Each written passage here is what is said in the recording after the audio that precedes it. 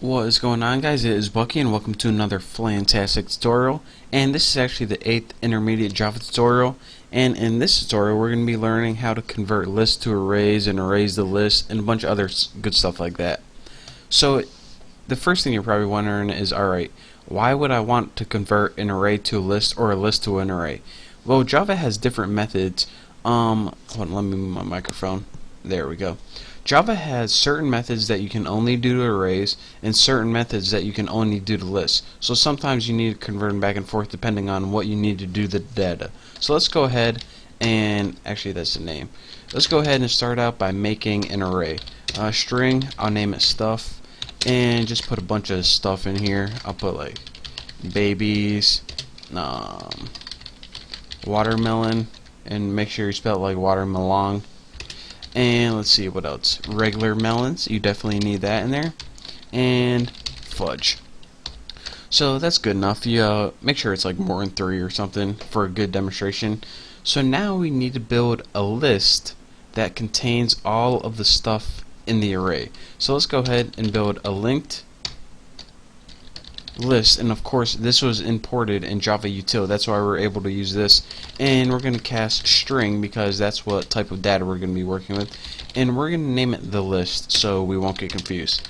And it's going to be new linked list, and just go ahead and type string again, and for a parameter go ahead and put arrays.asList, and asList is a built-in method, and for the parameter it takes what array you want to treat as a list, and this is that stuff one that we just made.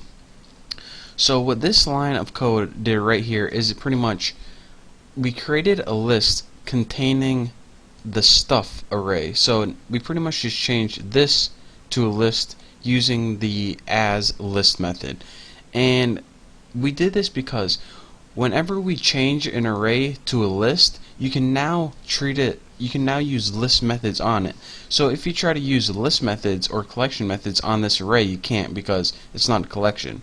So that's why we had to change it to a list. And why did we have to do this right here? Because this linked list constructor, it only takes a collection or list as argument.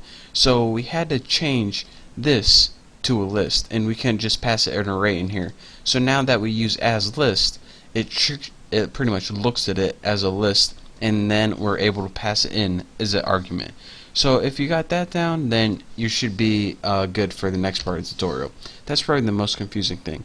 Pretty much change it to an list, or actually make it view it as a list and then pass it in as an argument. Simple enough.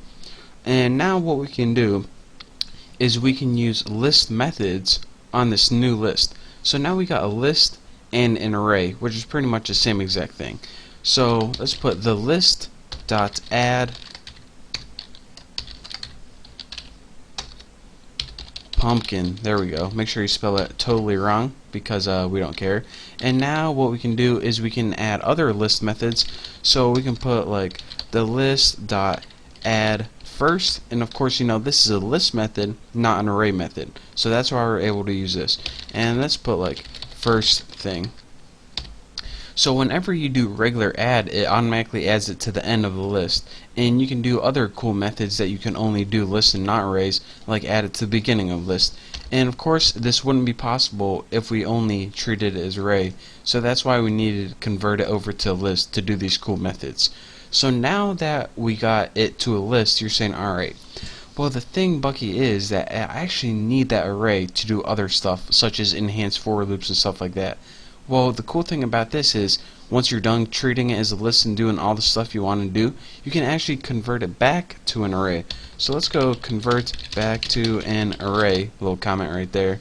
And now go ahead and type the array that you already made, stuff, and now we want to set it equal to the list, and in order to convert a list to array, we use toArray method right there. And what this does is it takes the list that you're working with right here and converts it to an array.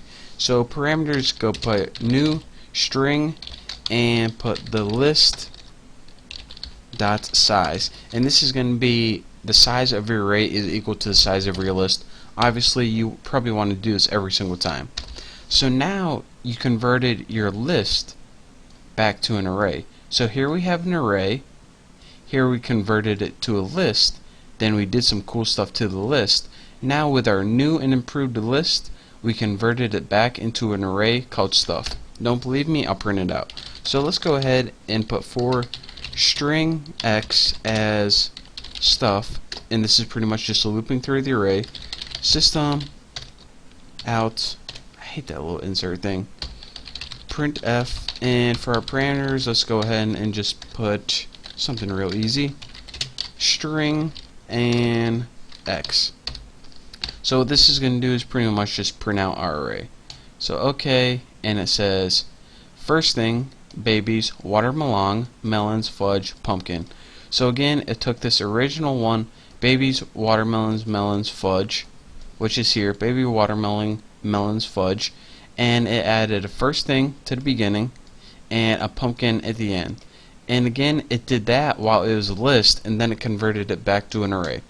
So that is how you can convert arrays to lists and lists back to an array, depending on how you want to treat it, what methods you want to use on it. And by using this technique, you can take a collection of data and you can use both array methods and list methods on it. So I mean, with this information, the whole world of lists and array is in your hands. Feel the power, feel the burn. Thank you for watching. Don't forget to subscribe, and I'll see you next tutorial.